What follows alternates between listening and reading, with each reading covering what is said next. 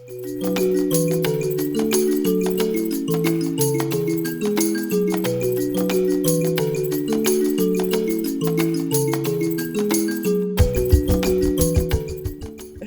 everyone, this is Marjory Wildcraft, and I am here in Buell, Idaho, which at the home. I'm getting to actually stay at Patrick's home. My daughter and I are here. Patrick is Dr. Patrick Jones. Let's all get official here, Doctor. Yeah. Yeah. But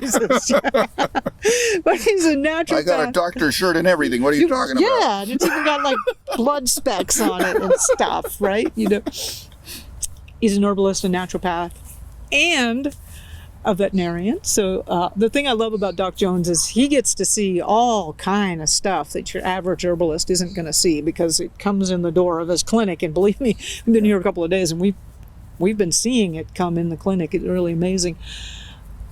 Doc, what is the difference for, like, and you use a lot of herbs in your practice. Okay. And you know, what is the difference between treating dogs and cats with herbs versus treating with humans with herbs? Do you use the same herbs kind of the same way, or do you have like a whole different pharmacopoeia for dogs? Like, right. Oh no, we're going to use, you know what? Yeah, don't use that one. Don't use that one.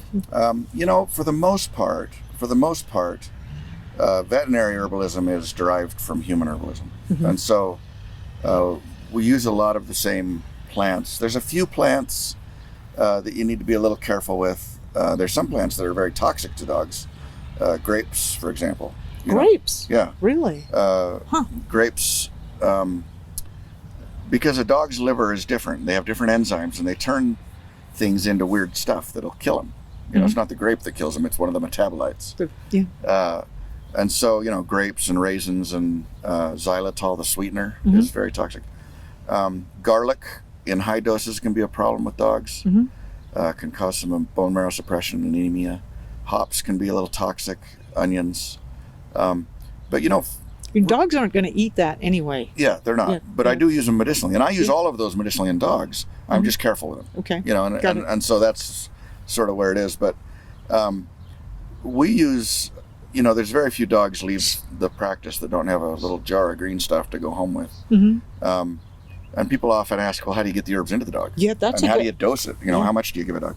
So, and I have a challenge question for you after that. Yeah. Yeah. So for the most part, for the most part, with dogs, I'm using just dry powdered herbs, and I'm just mixing them with the dog food. And I've noticed you have a lot of powdered, and that's one of the reasons you like powdered stuff, is it's easier to get into the dog food. Yeah, that's how we do it. And dogs don't really taste anything. They sort of just inhale. Yeah, and sometimes, you know, we'll mix it with a little canned food or something initially, or put a little water with the food initially. But for the most part, most dogs don't care, you know. Occasionally you'll get a little foofy dog that says, I don't think that's food, you know, and they're getting a tincture. You know, here, you think that's food, you know? We're getting it into you one way or the other. And sometimes if a dog's not eating, I'll just mix the powdered herbs with some water and syringe it in to their mouth, you know. We had a dog like that here in the clinic, a dog that was in liver failure yesterday who's doing great today, because we've been pumping herbs into her for 3 days. We're going to talk about that on the next video. Yeah, she is not eating, and so she's getting them in a little water, the powdered herbs. Nice. But so that's the best way to get them into dogs. And now the bonus question. Yes. How do you get them into cats? Because cats don't just eat their food without, you know, like thoroughly examining it. Well, you know, a lot of people don't realize that a cat's nose is better than a dog's nose. They can really smell. And they're completely scent driven for feeding. If they can't smell the food, it's not food. In fact, they did a study years ago. You know, some people get the chronic sinus infections and they go in and ream out their sinuses, you know, surgically and open stuff up. Yeah.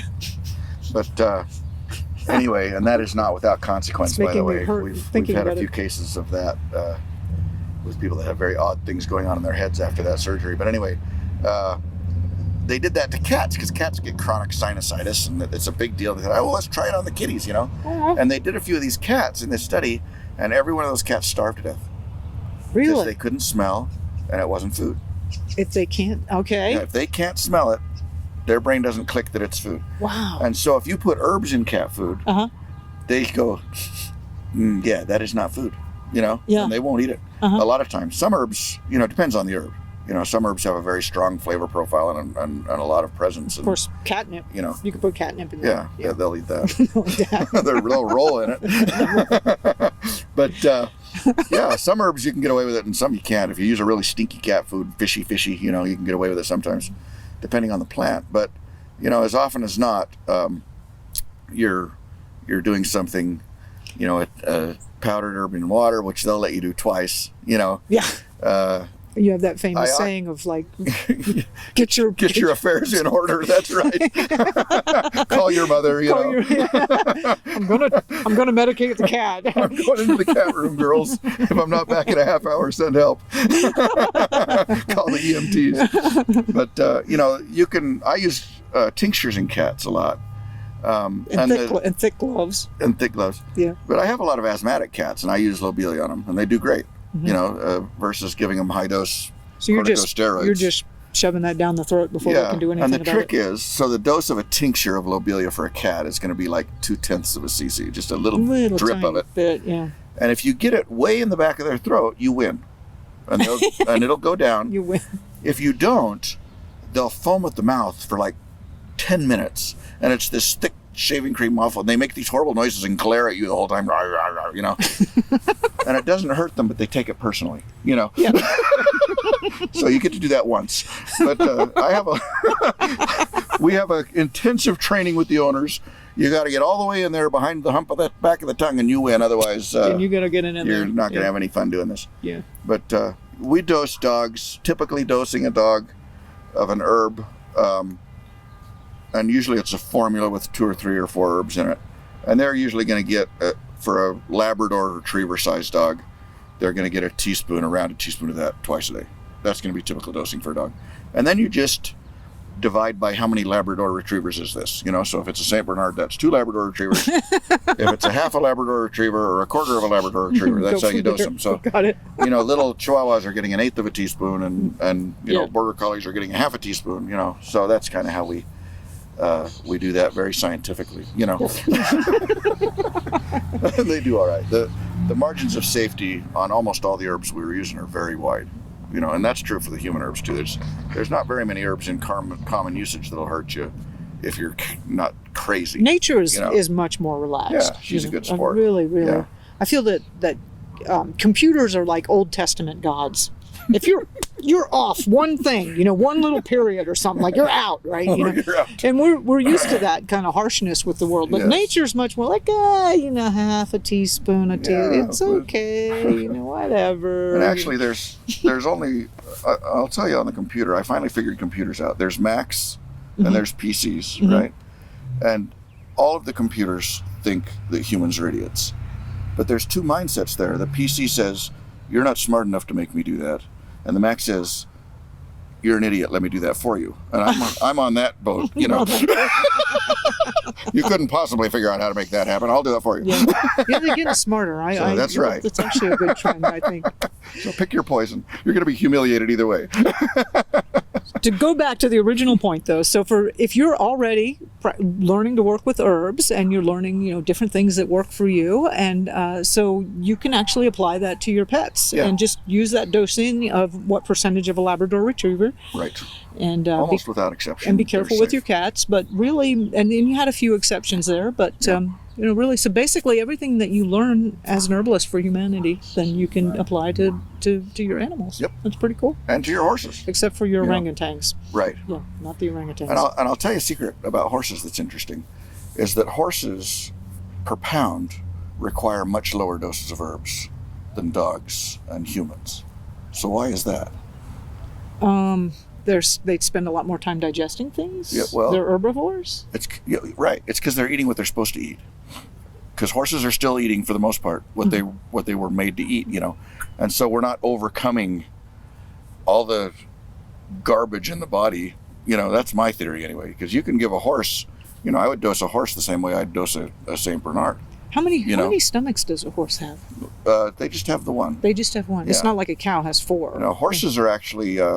So there's 2 ways to be a herbivore. If we're going to get into the herbivore anatomy.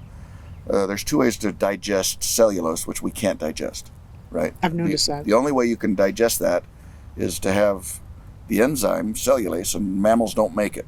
So it's got to be the bacteria and the protozoan and all those other little guys that are living in our guts.